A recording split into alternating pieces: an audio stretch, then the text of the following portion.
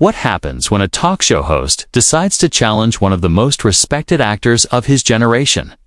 Man who has spent 50 years letting his work speak for itself and discovers that quiet dignity can be more devastating than any shouting match. What you're about to witness is one of the most powerful confrontations ever captured on daytime television. The moment when Joy Behar attempted to crack through Denzel Washington's legendary composure and found herself facing a man whose silence was more eloquent than her accusations. The View studio transformed into something almost sacred. The questions were designed to provoke. The actor refused to be provoked, and America watched as one of its greatest living artists demonstrated why true strength doesn't need to raise its voice. Before we dive into this incredible story, make sure to subscribe and drop your thoughts in the comments, because this confrontation will change everything you think you know about grace under pressure. The View studio carried an almost reverent energy that Thursday morning. Word had spread that Denzel Washington was the guest, and there was a quality to the anticipation that felt different from the usual. Celebrity excitement. This wasn't just a movie star. This was an institution, a man who had won 2 Academy Awards, who had played Malcolm X, Reuben "Hurricane" Carter, and Alonzo Harris with equal conviction, who had been married to the same woman for over 40 years in an industry where marriages were measured in months. When Denzel Washington walked onto the set, the applause was thunderous and sustained. At 69 years old, he moved with the quiet authority of a man who had nothing to prove and nothing to hide. His face was calm, watchful, carrying the weight of a life spent studying human nature and portraying it on screen. There was something almost ministerial about his presence. This was a man of deep faith, a man who had considered becoming a preacher before choosing acting, who still attended church regularly and credited God for every success. He carried that spiritual foundation with him into every room, a groundedness that made other people's chaos seem small and temporary. He settled into the guest chair with the economy of movement that characterized everything he did. No wasted gestures, no performative warmth, just a genuine nod to the audience and a quiet thank you. That somehow carried more weight than most people's entire speeches. Whoopi Goldberg greeted him with obvious respect, one legend to another. Sarah N. seemed almost nervous in his presence. The audience was hushed, as if they sensed they were in the presence of something rare. Joy Behar, however, sat in her chair with that familiar expression, the one that suggested she had decided to treat this interview differently than his presence might warrant. "Denzel, welcome to The View," Whoopi began.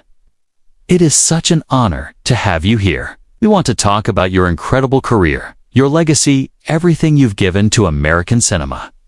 "Thank you, Whoopi," Denzel replied, his voice carrying that distinctive, rich baritone that had made him one of the most recognizable voices in film. "I appreciate the invitation. It's good to be here." Then Joy leaned forward, and the atmosphere shifted. "So, Denzel, let's get into something real," she said, her voice carrying an edge that made the other hosts exchange glances. "You've had this legendary career, 2 Oscars, countless iconic roles, but let's be honest about something. You won your first Oscar playing a slave, and your second playing a corrupt cop. Some people would say Hollywood only rewards black actors when they play degrading roles. What does it say that your biggest recognition came from those particular characters?" The question was clearly designed to force Denzel into either criticizing Hollywood or defending roles that could be characterized as problematic. The studio fell quiet, but Denzel simply looked at Joy with an expression that was almost curious, as if he were studying a question rather than reacting to it. "That's an interesting way to frame my career," he said slowly. "Let me offer a different perspective.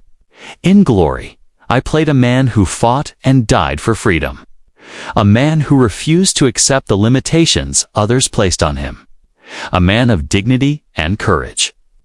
If you only see slave when you look at that role, that says something about how you see things, not about what I did. He paused, letting that land. And Alonzo Harris in Training Day wasn't just a corrupt cop. He was a complex human being, brilliant, charismatic, ultimately tragic. Shakespeare wrote villains too. Are we only supposed to play heroes? Is that the limitation you'd put on black actors, that we can only be noble and simple? Joy seemed momentarily thrown but recovered quickly. But don't you think there's a pattern in Hollywood? Asterisk black actors winning for certain types of roles while being overlooked for others. There are patterns everywhere. Denzel replied calmly. But I've played lawyers, coaches, journalists, pilots, gangsters, historical figures. Fathers, brothers, sons. I've directed films. I've produced films. I've done Broadway. If you want to reduce my 50-year career to 2 roles because those are the ones that won Oscars, that's your choice, but it's not accurate. He looked around the studio. I've been blessed to work consistently. For 5 decades, how many actors of any color can say that? I don't focus on what I haven't received. I focus on the work. The work speaks for itself. Joy shifted tactics. Let's talk about your personal life then. You've been married to Pauletta for over 40 years. That's remarkable in Hollywood. But some people wonder if it's really possible to have that kind of relationship in this industry, or if it's more about maintaining an image. Denzel was quiet for a moment, and when he spoke, his voice was different, quieter, more personal. My wife is the greatest decision I ever made. Not my career, not any role. Palatish has been my partner, my best friend, my foundation. For over 4 decades, we've raised 4 children together. We've been through everything together. He looked directly at Joy. I'm not going to sit here and try to convince you my marriage is real. It's real to me. It's real to her. It's real to our children. If you want to believe it's an image, that's your business. But I'd encourage you to look at your own relationships before questioning someone else's. The gentle but pointed rebuke landed with weight. Joy's face tightened. I'm not questioning your marriage.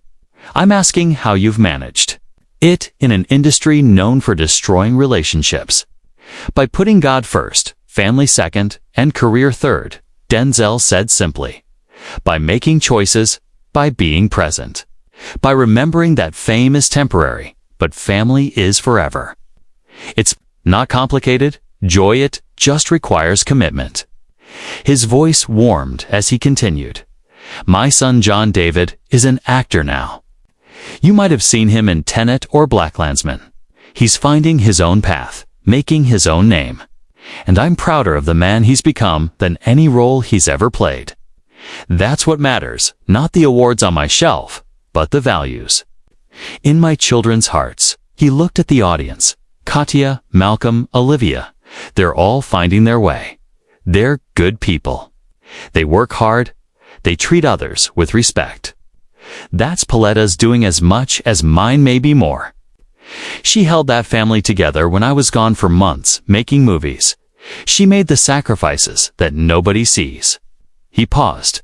You know what the secret is? There is no secret. You just decide that you're going to make it work, and then you do the work every day, same as anything else worth having. Joy pressed on. You're known for being very private. You rarely talk about politics, rarely take public stances on issues. Some people see that as admirable discretion. Others say it's a form of cowardice that someone with your platform has a responsibility to speak out. And your silence is complicity. The accusation was sharp, and the studio seemed to hold its breath. But Denzel's expression remained calm. Who says I'm silent?